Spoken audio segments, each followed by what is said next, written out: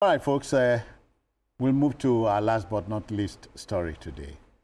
You know, in this moment of national grief, what can be done for a departed national icon is to honor his or her memory and the legacy as an enduring gesture. Nothing can be too small or too big to honor a former goalkeeper of the Super Eagles of Nigeria. My mind goes to Peter Rufai, Dodo Mayana, who passed away on Thursday. President Bola Tinubu, in conjunction with the Nigeria Football Federation, NFF, team captain Ahmed Musa, and other notable Nigerians, have led a wave of tributes for the goalkeeper, the first to play professional football abroad. We have a gentleman here to lead the discussion.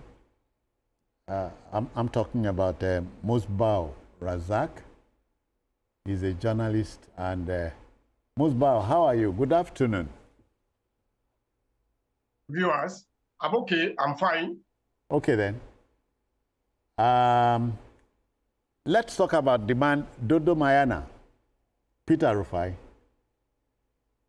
Welcome. Dodo Mayana, Peter Rufai. Mayana Dodo. I'm one of Nigeria's best goalkeeper ever. They give us some volume. I felt in contact with him when he was keeping goal for the Flaming Flamingos, Stationary Stores of Lagos. Stationary Stores of Lagos. And since then, I have been a fan of his. Rufai has paid his dues.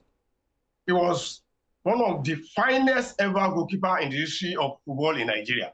And don't forget, he was also a prince of Idimo. He's my kinsman. He was an Awori man. Okay. My lasting memory, the first time I really knew Rufai as a keeper was when Stationary Stores met Union Douala in the African Cup Winners' Cup final in Douala. Rufai saved the penalty kick. And since then, I have been in love with the man.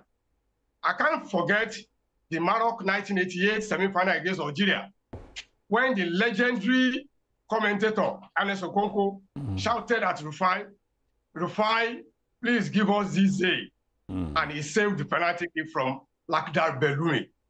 About that time, the best player in Africa. I won't also forget the 1984 semi-final in Côte d'Ivoire, Nigeria versus Egypt.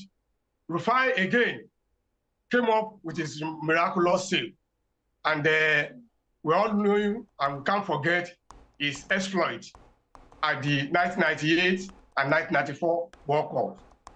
If you are talking of the best goalkeeper in Nigeria, you can't mention 2 or 3 without mentioning Peter Rufai. May Almighty God accept his souls. Yeah. Razak, this is not to take anything away from other great goalkeepers like Peter Fergene, Emmanuel Okala, and give me another one name. So many. Yeah. You still have of recent Vincent Enyama. Yeah. Yeah, but you see what's for me is very notable about him is his humility. Okay. And his decision also to ensure that those coming behind him gained from his experience. Okay. A lot of times, what we do when we are made is that we die with our talents. We don't pass it on. And the humility, if you ask those who were in the Green Eagles then before him, the likes of President Chukwu and all that, they spoke glowingly about him in the past. That they will come, pick their bags when they are going for training, return it for them, ensure things went well until he came into himself. And when you go back and you look at what the likes of Ikeshorumu, one of his successors, said, it was also favorable. If we have the likes of Peter Rufai in crucial places, we won't be losing knowledge and we won't be losing encouragement. I know that not too long ago, he started a campaign to catch them young. Yes. Yeah. It was an academy, yeah, which is good for him, which, I mean, is good for, he was on it until his death. It's shocking to a lot of people that he died. It was still 2 matches ago that the Super Eagles had in Akwa Ibom. He was there. I saw him. Okay.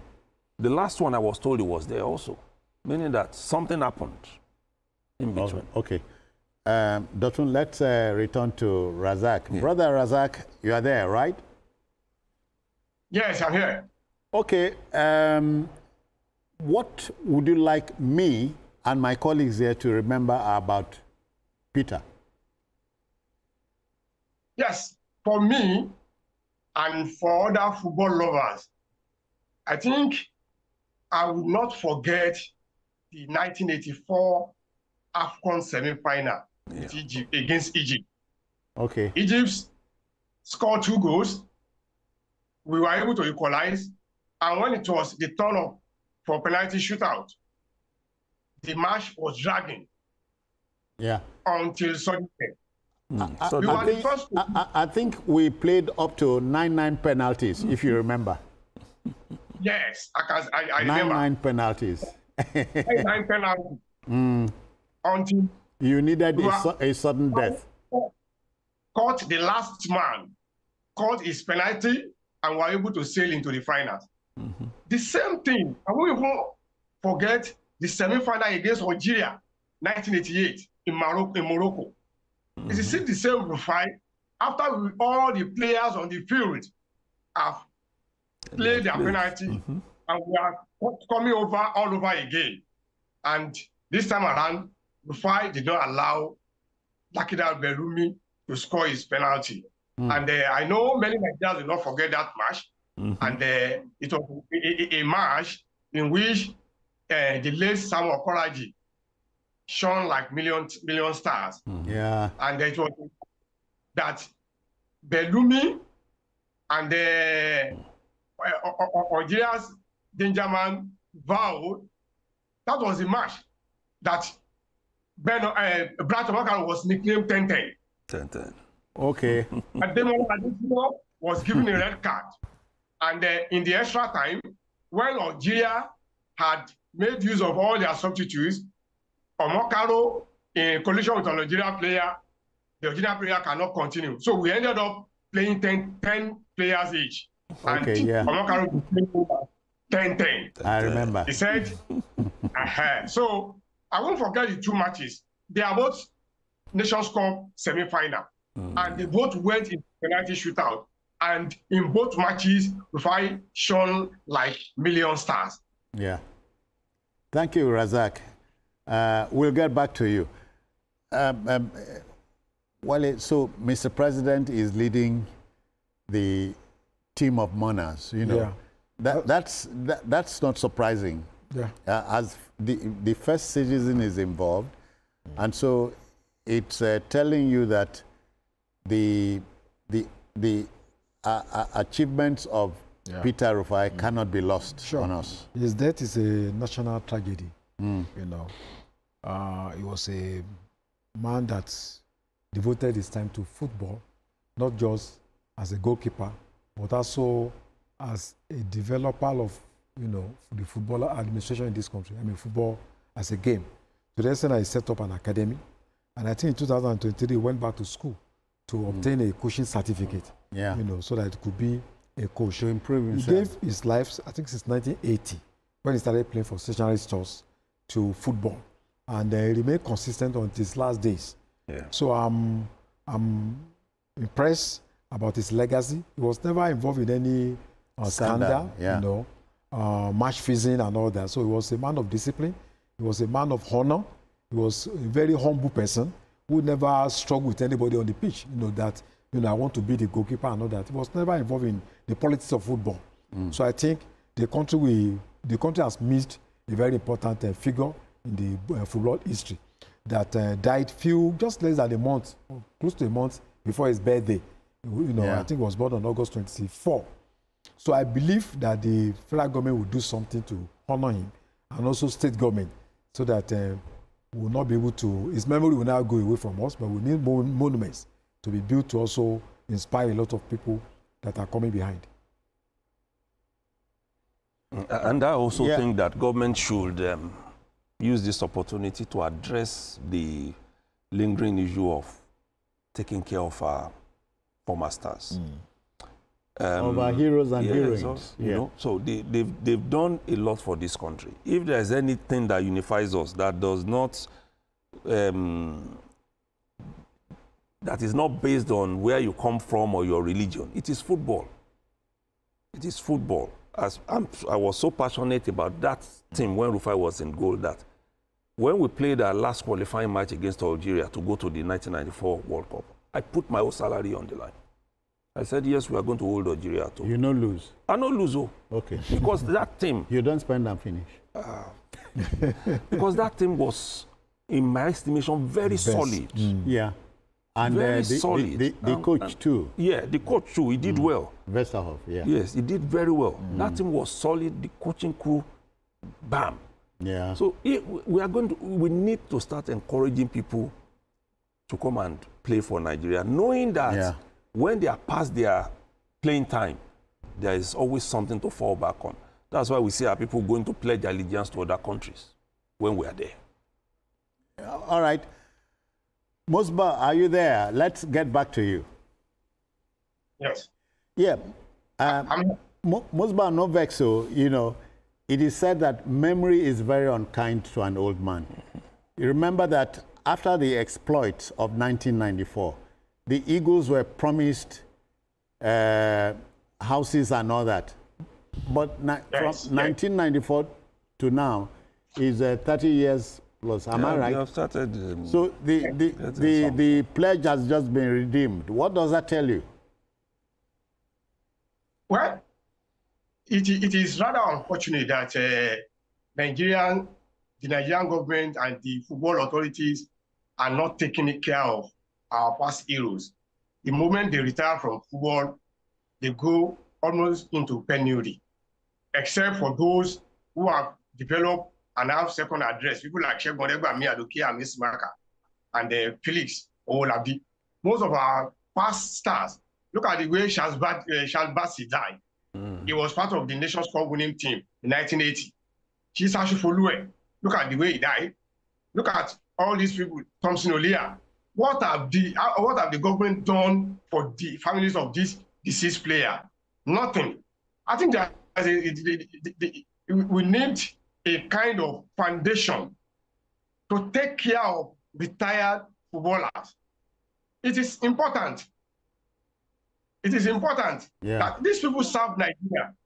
I know in 1994, Rufai invited himself to the Nigerian national team camp. He was not invited, but he believed we can still serve Nigeria, and he came. And when he came, he took over the #1 jersey from Aloyagu. All along, Aloyagu has been the #1 goalkeeper. But when Rufai came, uninvited, he proved himself, and Western had no choice except to start using him as his #1. There should be, not only in football, there are other sports, boxing. Have you heard of Davison Ande, the first Nigerian to win a world boxing title at amateur level? Nigeria are not taking care of their past heroes, and it's rather unfortunate. Rufai is dead now.